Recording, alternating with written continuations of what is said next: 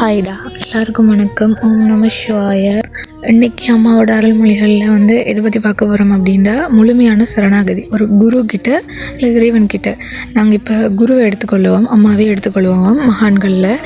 So இதில் இப்போது அம்மாவோட கண்ட்ரோலில் நீங்கள் இருக்கீங்கன்னா, அம்மா கிட்ட நீங்கள் எவ்வளோ தூரம் சரணாகதி அடைஞ்சிருக்கீங்களோ அந்தளவு தூரத்துக்கு அம்மா உங்களை ஊடுருவி உங்களுக்கு வேலை செய்வாங்க. அதாவது இப்போ அம்மாவே கதின்னு ஒரு விஷயம் யோசிக்காமல் அம்மாவே கதின்னு ஃபுல் சரணாகதியில் எது நடந்தாலும் ஏற்றுக்கிற மனப்பான்மையில் இருக்கும்போது, அம்மாவோட விருப்பப்படி தான் உங்கள் வாழ்க்கையில் எது நடந்தாலும் அம்மாவோட விருப்பப்படி தான் உங்களோட லைஃப்பில் எது வேணாலும் நடக்கும்.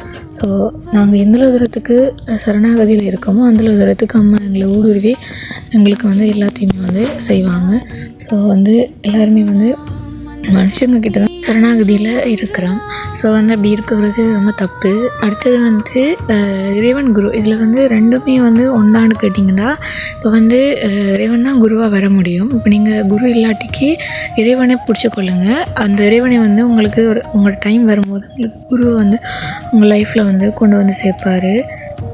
குரு இருக்கிறவங்க குருக்கிட்ட சரணாகதியில் இருங்க. ஏன்டா அம்மாவே சொல்லியிருக்காங்க, இறைவன் தான் குருவாகவே வர முடியும் அப்படின்னு சொல்லி அம்மாவே சொல்லியிருக்காங்க.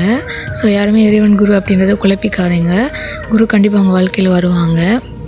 சரணாகதி அப்படிங்கிறது உங்களுக்கு உங்களோட லைஃப்பில் எந்த விஷயம் யார்கிட்ட ஃபஸ்ட்டு போய் சொல்கிறீங்க, அங்கே தான் நீங்கள் சரணாகதி அடைஞ்சிருக்கீங்க. சில பேர் மாற்றி சரணாகதி அடைவாங்க. ஸோ எப்போவுமே எது நடந்தாலும் ஃபஸ்ட்டு குருக்கிட்ட இல்லை இறைவன்கிட்ட தான் போயிட்டு நீங்கள் சொல்லணும். ஸோ இப்போ உங்களுக்கு குரு இல்லைன்றா கண்டிப்பாக உங்கள் குரு வாழ்க்கையில் வருவாங்க. அது வரைக்கும் இறைவனை குருவாக வச்சுக்கிட்டு எல்லாத்தையுமே இறைவன்கிட்ட ஷேர் பண்ணி பழகுங்க. ஸோ குரு இருக்கிறவங்க குருக்கிட்ட சொல்லலாம். ஸோ இதுதான் சரணாகதி அப்படிங்கிறது. ஸோ எந்த தூரத்துக்கு குருக்கிட்ட சரணாகதி அடைஞ்சிக்கிறீங்க அப்படின்றத நீங்கள் செக் பண்ணிக்கொள்ளுங்கள். ஓம் நம சிவாய.